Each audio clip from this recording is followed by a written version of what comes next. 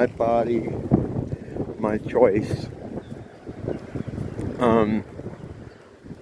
It's something I brought up a lot over the past couple of years. When suddenly your private medical business, which used to be between you and your doctor, was now everybody's business. Up to the point that they wanted you to somehow be identified or tagged or put in a camp to show that what your health status was, you know. So throughout that, I'd always say the my body, my choice thing. Like, hey, why isn't it my body, my choice anymore? Not IRL, because I don't want to get attacked by some crazy roasty, but on Twitter and like Instagram, social media and stuff, and people would get fucking mad. They were not happy about that because they didn't have an answer for it, you know.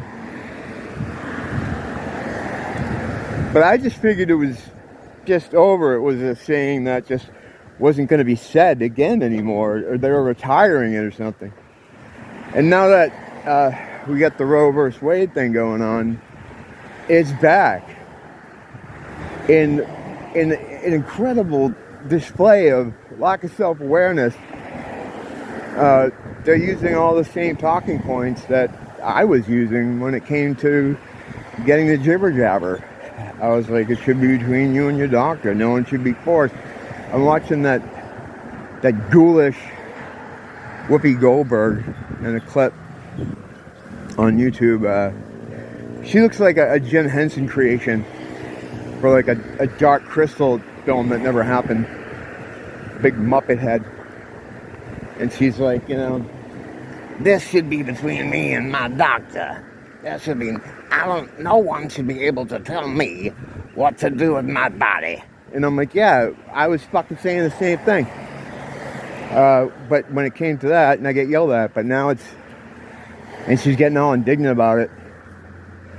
No one should tell me what I can do with my own body. I'm like, yeah, right, I'm with you. Now, it worked out conveniently that now that this Roe v. Wade thing is up, and it was probably planned out this way, that the jib jabber is off the front page. They still want you to get it, of course, and they're still trying to inject kids with it, but you can't have both of those headlines out there at once, because you can't have the my body, my choice thing running when there's a heavy vax push. Because it doesn't count then. It only counts when it comes to women in abortions. I don't know, man. That seems kind of lame to me. It just fucking doesn't make any sense. It either is true or it's not true. You know, it's like there. And there is. I mean, it's not in the headlines at the same time because it can't be. The cognitive dissonance would create a meltdown. Their motherboards would burst, and they're not very complex to begin with. Not like mine is, but I'm just saying. So these people can't juggle more than one or two thoughts at once, or they fucking train wreck. But in this case, it's like, yeah, my body, my choice should be between me and my doctor. This is a medical thing. No one should really know your medical information. And I was just going on and on and on with that thing for a long time. And people, like I said, they got real mad. There was never any answer for it because, of course, there isn't. So it just turned into ad hominem, like I hate women or something. I don't know, whatever. Just pointed it out. So now when this thing happened, it's right back using all the talking points I was using. And it's the same thing. Either your body is your own autonomous zone that you own. Wait a minute, is that the right way to say it? I don't know. Either it's true or it's not true. It's not really a situational. That's a hard stance for something to be situational. Either you're fucking You believe that or you don't. Now, once this is settled somehow, however it gets settled, this Roe versus Wade thing, that saying will vanish again, and you won't be able to use it, and you'll be called like all these things. Being called things doesn't really bother me at all. Social shame, it's not something you can do to someone like me. Because I have a terrible reputation. I do. What are you going to do? Among the people I know. Well, I wouldn't say among the people I know. It's usually people who don't know me. I've been doing this kind of thing where, I've always been a creative type.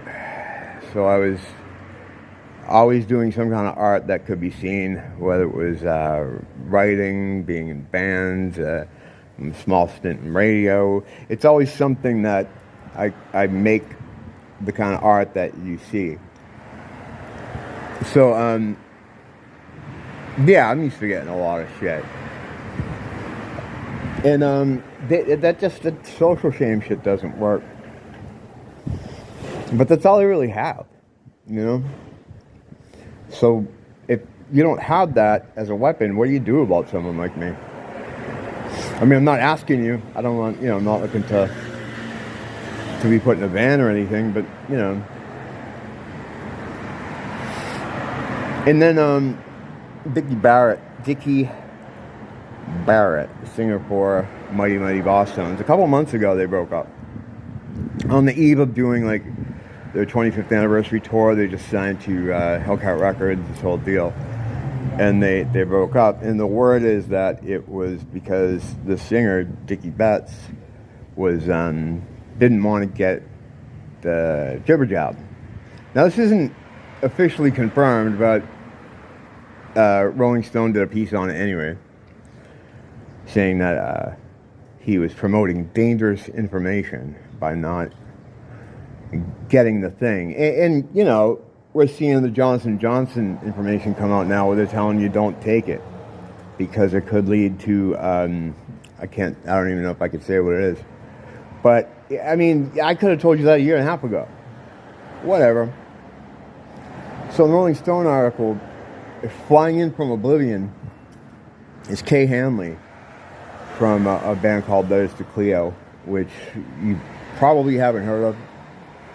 But for whatever reason, in that music scene, the Boston music scene, she's always had a bit of a... People have a reverence for her. Like, she's such this great songwriter and stuff. And I don't know. I don't see it. To me, it sounds like Starbucks compilation CD music, like those CDs that Starbucks will sell. She's Lisa Loeb without, the success, I guess. She's just like another Jewel, Liz Phair copy. So she comes into the article to say, it's too bad on the eve of their anniversary, the dangerous misinformation from one member has to ruin it all. It's like, fuck you. I have no reverence for her and your lame fucking coffee house music. When was the last time she was in Rolling Stone? Just taking the opportunity to get her name attached to something. Trying to drag this guy's name through the mud. Your music is lame. You were lame. Alternative, adult contemporary fucking... It's Meredith Brooks. You're Meredith Brooks. Not even, she's less than even any of those one-hit wonder 90s fix. Just, go down the list. Liz Phair, the whole deal. How dare she? Fuck are you? Who the fuck are you? I had no reverence for her at all. That's like grandma music. Dickie Barrett and the Boss Tones are way more important than she was. I just never understood her appeal, and there were people in my bands too that were really into her too. And I'm just like, so do you like Sarah McLachlan too? You're gonna do the Lilith Fair redo? That just made me so mad. It's like, who the fuck are you to come in here? It's not even official that was the reason, but she's like right away just trying to drag him. Fucking cunt. Yeah, so it's like, my body, my choice. Does it mean something or does it not mean something? So if it doesn't mean something, then, you know, maybe the government should step in and tell them what to do. Because the government was stepping in and telling me what to do. So what, are they special? Because, you know, they have a vagina? No. How come I have to suffer, but you get a free pass? Like, I just don't want stuff injected in me. You want to dispose of a child at like birth control, whatever, I don't care. I don't really have an opinion on the well, I guess I do. I think in extreme situations, people always use that argument, like, you're gonna tell a young girl she has to have this rape baby. It's like, how many rape baby situations have there really been, and how many other situations where it was just used as birth control? Or they didn't realize they were pregnant and then decided they didn't want it. Yeah, I mean, I don't know. I haven't thought about it enough to really, you know, have a stance on that one way or the other. I think it should be a case-by-case basis.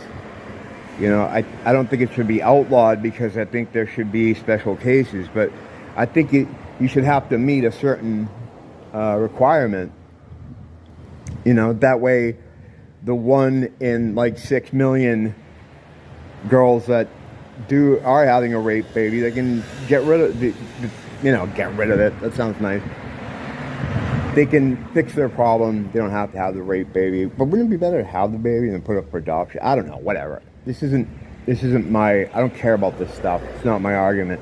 The only thing it irks me is that they get to use in my body, my choice thing as a shield, but like, no one else gets to use it. It's not even like a man-woman thing, because there are women who wanted to use in my body, my choice. So it's okay for women sometimes, depending on what team you're on. You know, these people are really into their blue team, red team thing, and they decide everything about you based on that. Whether to hate you or accept you based on that. Until people get out of that horizontal pursuit, they're destined to just be playing idiot ping pong. That's what it is, just back and forth, you know. But I just think it's funny that they're out using that again. They dug their old signs out that they hid in the back of their closet when the jibber jabber was going on, and woe to you if you happen to try to bring that up. But now it's fine to use, and of course at this moment they're not breathing down your neck about the jab, so it's just so retarded to watch in real time. It's like, you must, like, people understand what's happening here, right? Like, it's not just me. Maybe it is. Maybe it is just a small group of us that are seeing this kind of stuff or are aware of this kind of stuff. I mean, I don't know how deep these people are in their delusions and illusions and spells. I just gotta laugh, because it's just, I mean, you know, what else are you gonna do? You're gonna laugh, you fucking end up crying. Don't blame the teacher. Blame the school.